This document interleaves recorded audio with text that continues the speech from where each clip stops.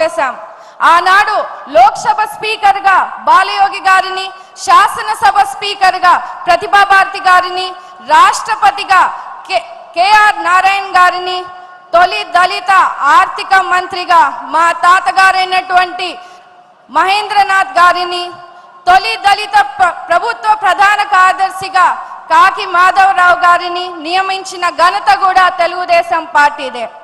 ఆర్థికంగా, రాజకీయంగా, సామాజికంగా సమాజంలో దళితులకు సముచిత స్థానం కలిగించేలా ప్రోత్సహిస్తున్నటువంటి మన దేవుడు, మన ముఖ్యమంత్రి వర్యులు నారా చంద్రబాబు నాయుడు గారు, లోకేష్ అన్న గారు, తెలుగుదేశం పార్టీ.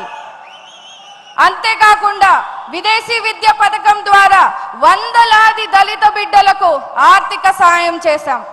దళిత యువతకు 40,000 రూపాయలు పెళ్లి కానుక ఇచ్చాం. ప్రతి దళిత వాడలో వేల కోట్ల రూపాయల సీసీ రోడ్లను వేశాం. ఇన్ని మంచి పనులు, ఇన్ని మంచి స్కీమ్స్ ని మన దళితులకి అభివృద్ధి చెందేలా చేస్తే జగన్మోహన్ రెడ్డి గారు అధికారంలోకి వచ్చాక ఇవన్నిటిని కూడా నిర్వీర్యం చేశారు.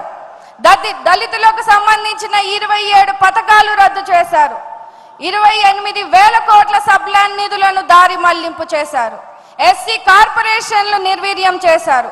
వైసీపీ పాలనలో దళితులపై దాడులు, దౌర్జన్యాలు పెరిగాయని స్వయంగా రాజ్యసభలో కేంద్రం వెల్లడించింది. అందుకే రాష్ట్రంలో ఉన్న అన్ని దళితులందరూ కూడా ఒక్క మాటగా చంద్రబాబు నాయుడు గారిని మళ్ళీ ఈరోజు ముఖ్యమంత్రి చేసుకున్నారు. దానికి మీరందరూ కూడా కృషి చేసినందుకు రాష్ట్రంలో ఉన్న ప్రతి తెలుగుదేశం కార్యకర్తకు, ప్రజలకు ఈ వేదిక మీద నుంచి కూడా ధన్యవాదాలు తెలియజేస్తా ఉన్నాను. మరి ముఖ్యంగా ఎస్సీ వర్గీకరణ చేసి దళితులకు ఆపద్బాంధవుడిగా నిలిచారు.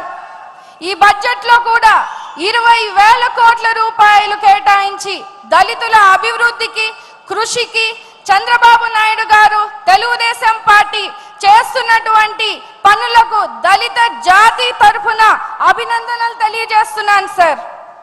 అప్పటికి ఇప్పటికీ ఎప్పటికైనా కూడా దళితుల కోసం, దళిత సంక్షేమం కోసం, అభివృద్ధి కోసం కేవలం తెలుగుదేశం పార్టీ, మన ముఖ్యమంత్రి నారా చంద్రబాబు నాయుడు గారితోనే సాధ్యమని కూడా ఈ సందర్భంగా మీ అందరికీ కూడా తెలియజేస్తూ, ఈ తీర్మానాన్ని బలపరచడానికి ఈ గొప్ప అవకాశాన్ని నాకు కలిగించినటువంటి తండ్రి సమానులైన చంద్రబాబు నాయుడు గారికి, లోకేష్ అన్న గారికి, సింగనమల నియోజకవర్గ కార్యకర్తలకు, ప్రజలకు, ప్రతి ఒక్కరికి కూడా ధన్యవాదాలు తెలియజేస్తా ఉన్నాను.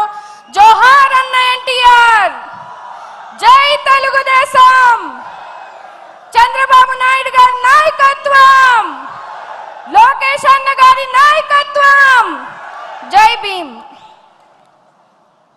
ధన్యవాదాలు శ్రావణి గారు.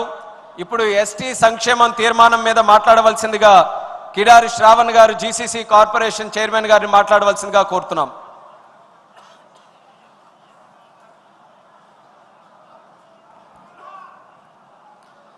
అందరికీ నమస్కారం. ఈరోజు తెలుగుదేశంతో పాటు తెలుగువారు, ఆంధ్రప్రదేశ్ తెలుగువారు అందరూ పండగ మహానాడుకు ఇచ్చేసినటువంటి వాళ్ళందరికీ, మరి ముఖ్యంగా నా తండ్రి సమానులు, మన రాష్ట్ర ముఖ్యమంత్రి వర్యులు శ్రీ నారా చంద్రబాబు నాయుడు గారికి, అదేవిధంగా నా అన్న లోకేష్ గారు, రాష్ట్ర విద్యాశాఖ మంత్రి గారు, మన జాతీయ ప్రధాన కార్యదర్శి వారికి, మన రాష్ట్ర అధ్యక్షులు వారు పల్ల శ్రీనివాస్ గారికి, వేదికపై ఉన్నటువంటి అతిరథ మహారాజులందరికీ, నా తెలుగుదేశం కుటుంబ సభ్యులందరికీ కూడా నా ప్రత్యేక ధన్యవాదాలు, నమస్కారాలు తెలియజేస్తున్నాం.